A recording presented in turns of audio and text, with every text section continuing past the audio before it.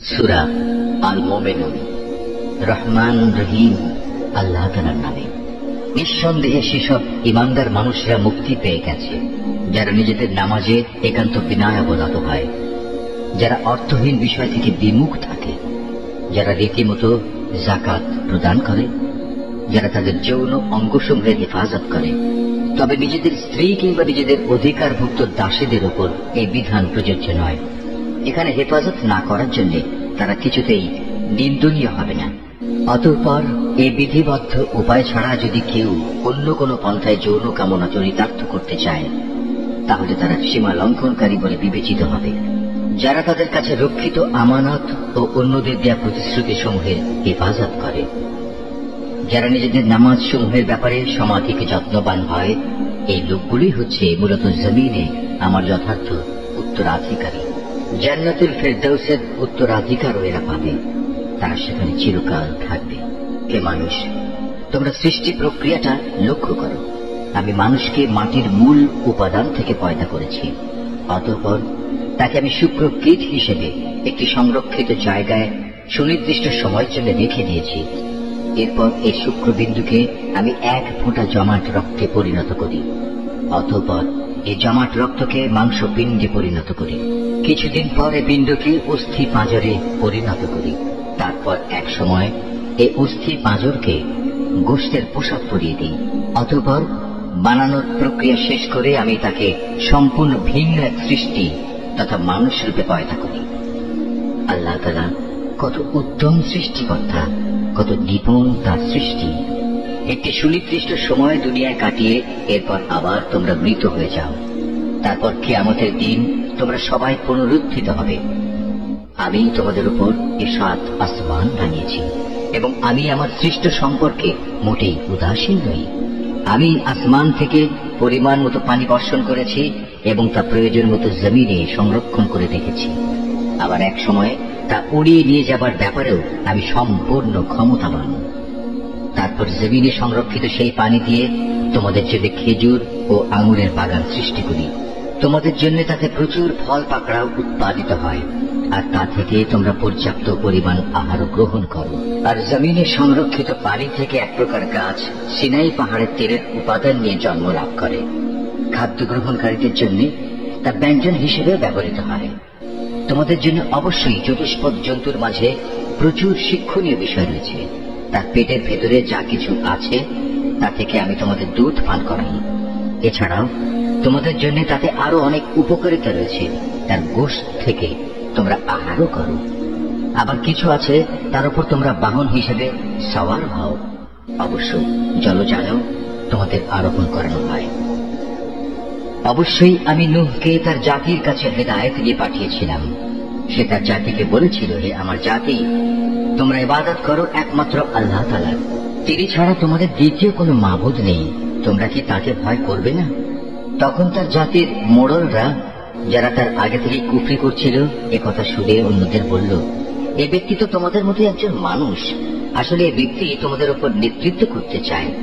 আল্লাহ তাআলা যদি নবী পাঠাতেই চাইতেন তাহলে ফেরেশতাদেরই নবী করে পাঠাতেন।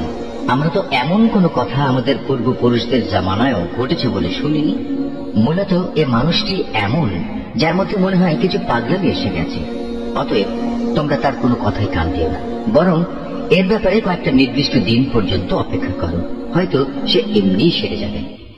এ কথা শুনে নূহ তার মালিকের কাছে দোয়া করল, হে আমার মালিক, এরা যেভাবে আমাকে মিথ্যা সাব্যস্ত করল, তুমি সেভাবেই তাদের মোকাবেলায় আমাকে সাহায্য করো। অতঃপর আমি তার কাছে ওহী পাঠালাম, তুমি আমার তত্ত্বাবধানে আমার এই ওহী অনুযায়ী একটি নৌকা প্রস্তুত করো। তারপর যখন আমার আযাবের আদেশ আসবে এবং জমিনের চুল্লি প্লাবিত হয়ে যাবে, তখন সব কিছু থেকে এক এক জোড়া নৌকায় উঠিয়ে নাও। তোমার পরিবার পরিজনদের উঠিয়ে নেবে, তবে তাদের মধ্যে যার ব্যাপারে আল্লাহ তাআলা সিদ্ধান্ত এসে গেছে সে ছাড়া। দেখো, যারা জুলুম করেছে তাদের ব্যাপারে আমার কাছে কোনো আরজি পেশ করো না, কেননা মহাপ্লাবনে আজ তারা নিমজ্জিত হবেই। তারপর যখন তুমি এবং তোমার সাথীরা নৌকায় আরোহণ করবে, তখন শুধু বলবে, সমস্ত প্রশংসা আল্লাহ তাআলার জন্য, তিনি আমাদের একটি অত্যাচারী জাতি থেকে উদ্ধার করেছেন। তুমি নৌকায় উঠে বলো, হে আমার মালিক, তুমি আমাকে জমিনের কোথাও বরকতের সাথে নামিয়ে দাও, একমাত্র তুমিই পারো আমাকে শান্তির সাথে কোথাও নামিয়ে দিতে। নিঃসন্দেহে এ কাহিনীর মধ্যে আমার কুদরতের নিদর্শন রয়েছে। তাছাড়া মানুষদের পরীক্ষা তো আমি সব সময়ই নিয়ে থাকি। এদের পরে আমি আর এক জাতিকে পয়দা করেছিলাম, অতঃপর তাদেরই একজনকে তাদের কাছে নবী করে পাঠিয়েছি, যার দাওয়াত ছিল, হে আমার জাতি, তোমরা এক আল্লাহ তাআলারই ইবাদত করো, তিনি ছাড়া তোমাদের আর কোনো মাবুদ নেই। তোমরা নূহের জাতির ভয়াবহ আযাব দেখেও কি সাবধান হবে না? নবীর কথা শুনে তার জাতির নেতৃস্থানীয় লোকজন, যারা আল্লাহকে অস্বীকার করেছে, মিথ্যা সাব্যস্ত করেছে, পরকালে আল্লাহ তাআলার সাথে সাক্ষাতের বিষয়টিকে, সর্বোপরি যাদের আমি দুনিয়ার জীবনে প্রচুর ভোগ সামগ্রী দিয়ে রেখেছিলাম, তারা অন্য লোকদের বলল, এ ব্যক্তিটি তোমাদের মতো মানুষ ছাড়া অন্য কিছু নয়। তোমরা যা খাও সেও তা খায়, তোমরা যা কিছু পান করো সেও তা পান করে। এমত অবস্থায় তোমরা যদি তোমাদেরই মতো একজন মানুষকে নবী মনে করে তার কথা মেনে চলো, তাহলে তোমরা অবশ্যই ক্ষতিগ্রস্ত হবে। ব্যক্তিটি কি তোমাদের সাথে এই ওয়াদা করেছে যে তোমরা যখন মরে যাবে, যখন তোমরা মাটি ও হাড্ডিতে পরিণত হয়ে যাবে, তখন তোমাদের সবাইকে কবর থেকে আবার উঠিয়ে আনা হবে? আসলে এই যে বিষয়টি যা দিয়ে তোমাদের সাথে এই ওয়াদা করা হচ্ছে, এটা মানুষের বৈষয়িক বুদ্ধি থেকে অনেক দূরে এবং ধরা ছোঁয়ারও অনেক বাইরে। তারা বলল, কিসের আবার পুনরুত্থান? দুনিয়ার জীবনই তো হচ্ছে আমাদের একমাত্র জীবন।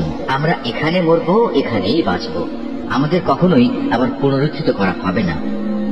নবুয়তের দাবিদার এ ব্যক্তিটি হচ্ছে এমন এক মানুষ যে এসব কথা দ্বারা আল্লাহর উপর মিথ্যা অপবাদ দিচ্ছে। আমরা তার উপর ঈমান আনব না। এদের মিথ্যাচার দেখে সে নবী আল্লাহ তাআলার কাছে দোয়া চাইল এবং বলল, হে আমার মালিক, তুমি এদের মিথ্যার মোকাবেলায় আমাকে সাহায্য করো। আল্লাহ তাআলা বললেন, হ্যাঁ, তুমি ভেবো না, অচিরেই এরা নিজেদের কর্মকাণ্ডের জন্য অনুতপ্ত হবে। অথবা সত্যি সত্যি একদিন আমার এক মহাতাণ্ডব এসে তাদের উপর মরণ আঘাত আনল এবং আমি মুহূর্তের মধ্যে তাদের সবাইকে তরঙ্গ তাড়িত আবর্জনার স্তূপ সদৃশ্য বস্তুতে পরিণত করে দিলাম। অতঃপর সবাই বলে উঠল, আল্লাহর গজব নাজির হোক জালেম সম্প্রদায়ের উপর।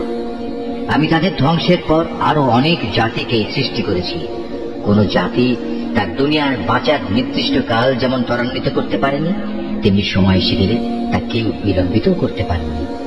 অতঃপর দুনিয়ার জাতিসমূহের কাছে আমি একের পর এক রসুল পাঠিয়েছি।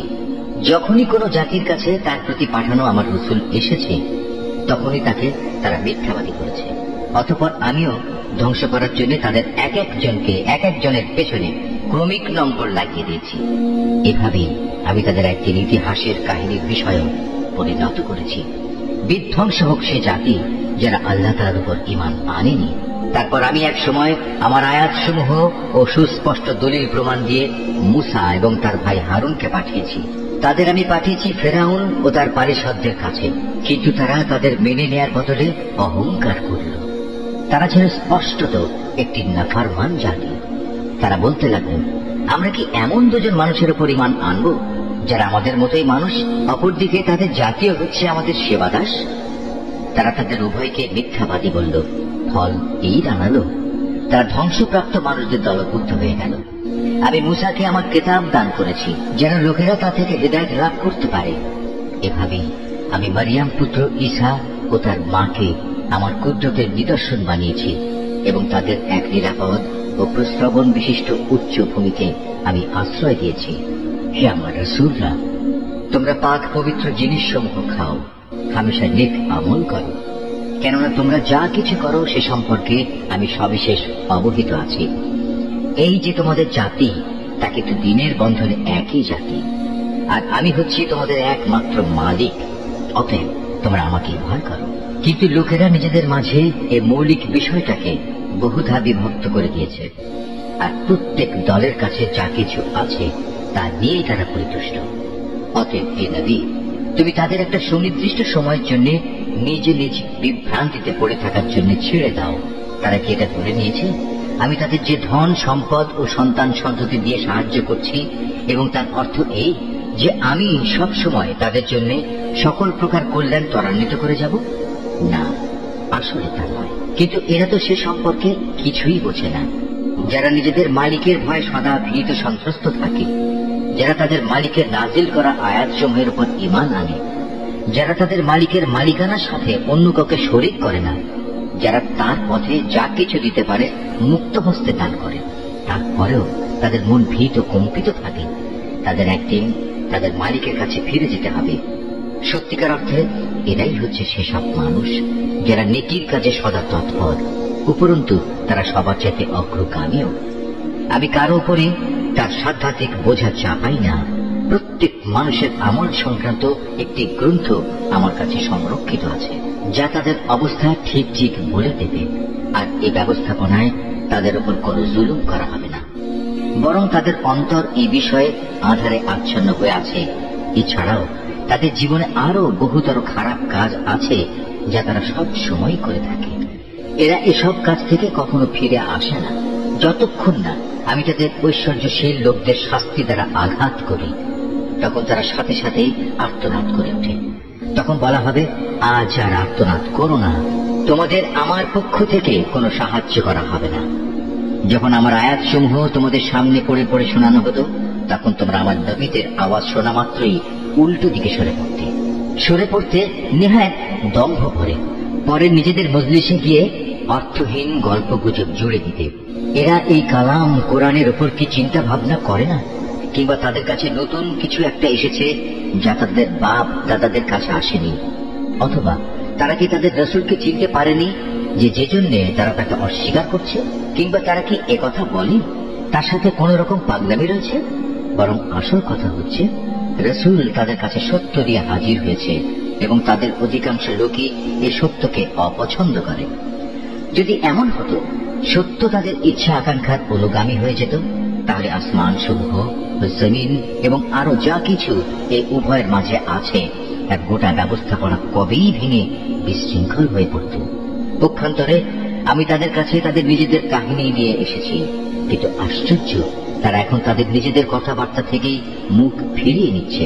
হে নবী, তবে কি এরা মনে করে তুমি এদের কাছে দিন পৌঁছানোর জন্য কোন রকম পারিশ্রমিক দাবি করছো?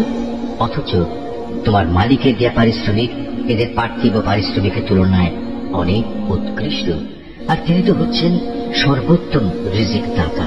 তুমি তো তাদের সঠিক পথের দিকেই আহ্বান করছো। অবশ্য যারা আখিরাতের উপর ঈমান আনে না, তারাই কেবল হিদায়াতের সঠিক পথ থেকে বিচ্যুত হয়ে যাচ্ছে। আজ যদি আমি এদের উপর দয়া করি এবং যে বিপদ মুসিবত তাদের উপর আপতিত হয়েছে তা যদি দূর করে দিই, তাহলেও এরা নিজেদের নাফরমানিতে শক্তভাবে বিভ্রান্ত হয়ে পড়বে। আমি এদের কঠোর আযাব দ্বারা পাকড়াও করলাম, তারপরও এরা নিজেদের মালিকের প্রতি নত হল না এবং কখনো এরা কাতর প্রার্থনাটুকু পর্যন্ত আমার কাছে পেশ করল না।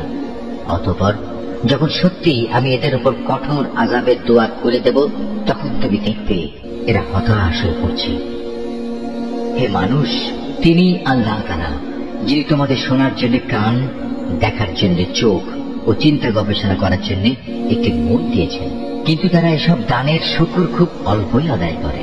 তিনি তোমাদের সৃষ্টি করে জমিনে তোমাদের বংশ বিস্তার করে চারিদিকে ছড়িয়ে রেখেছেন। একদিন তোমাদের সবাইকে আবার তার কাছে একত্রিত করা হবে।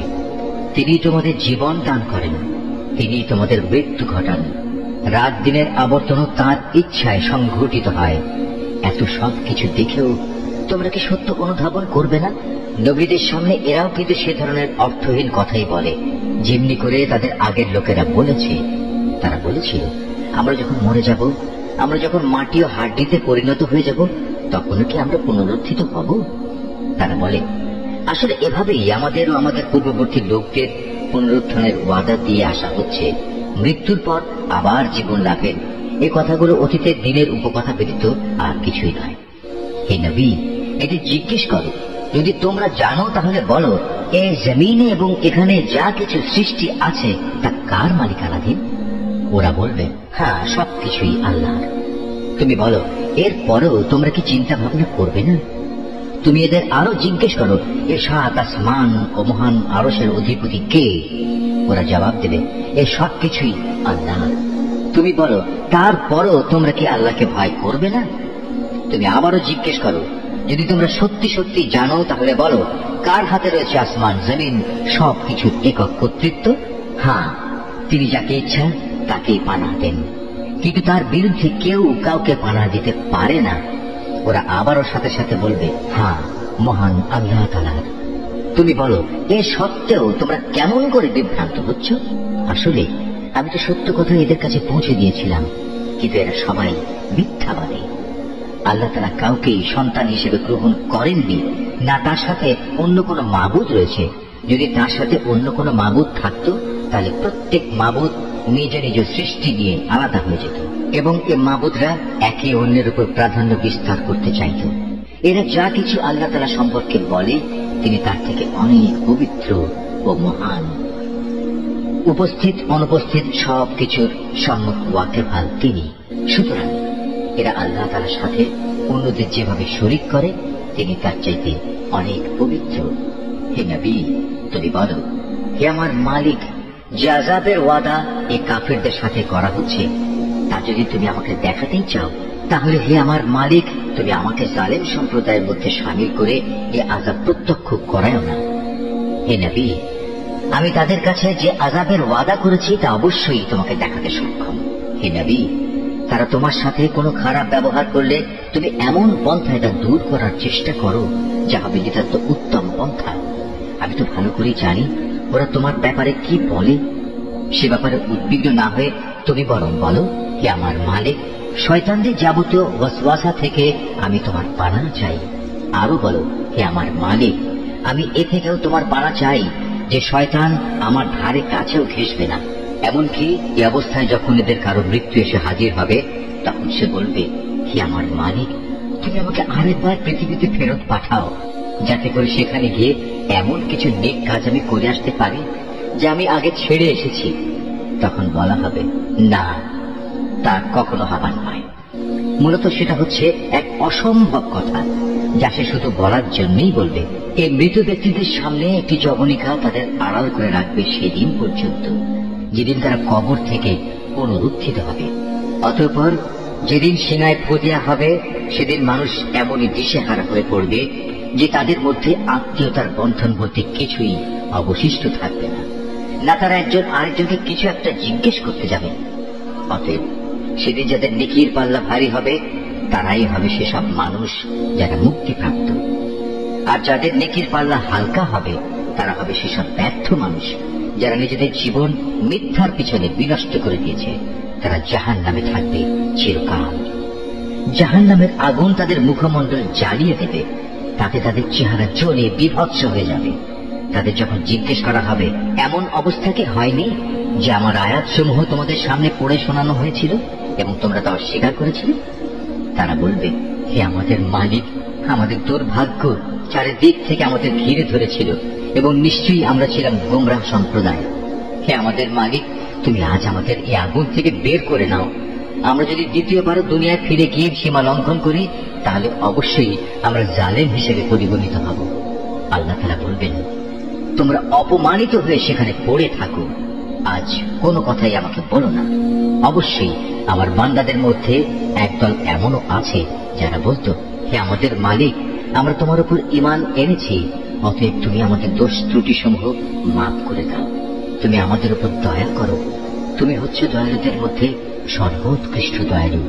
অতঃপর তোমরা তাদের উপহাসের বস্তু বানিয়ে রেখেছিলে, এমনকি তা তোমাদের আমার স্মরণ পর্যন্ত ভুলিয়ে দিয়েছে। আর তোমরা তো তাদের দিয়ে হাসি তামাশাই করতে। তাদের সে ধৈর্যের কারণেই আজ আমি তাদের এই প্রতিফল দিলাম। মূলত তারাই হচ্ছে সত্যিকার অর্থে সফল মানুষ। আল্লাহ তাআলা বলবেন, বলতো তোমরা পৃথিবীতে কত বছর কাটিয়ে এসেছো? তারা বলবে, আমরা সেখানে অবস্থান করেছিলাম একদিন কিংবা একদিনের কিছু অংশ। তুমি না হয় তাদের কাছে জিজ্ঞেস করো যারা হিসাব রেখেছে। আল্লাহ তাআলা বলবেন, আসলে তোমরা পৃথিবীতে খুব সামান্য সময়ই কাটিয়ে এসেছো। কত ভালো হতো যদি তোমরা এই কথাটা ভালো করে জানতে। তোমরা কি সত্যি সত্যি এটা ধরে নিয়েছো আমি তোমাদের এমনিই অনর্থক পয়দা করেছি এবং তোমাদের কখনোই আমার কাছে ফিরে আসতে হবে না? না, তা কখনো নয়। মহিমান্বিত আল্লাহ তাআলা, তিনি সব কিছুর যথার্থ মালিক। তিনি ছাড়া আর কোনো মাবুদ নেই। সম্মানিত আরশের একক অধিপতিও তিনি। অতএব যে ব্যক্তি আল্লাহ তাআলাকে বাদ দিয়ে অন্য কোনো মাবুদকে ডাকে, তার কাছে যার জন্য কোন রকম সনদ নেই, সে যেন জেনে রাখে তার হিসাব তার মালিকের কাছে যথার্থই মজুদ আছে। সেদিন তারা কোনো অবস্থায় সফল কাম হবে না যারা তাকে অস্বীকার করেছে। হে নবী, তুমি বলো, হে আমার মালিক, তুমি আমায় ক্ষমা করো, কেননা তুমি হচ্ছ দয়ালুদের মধ্যে সর্বোৎকৃষ্ট।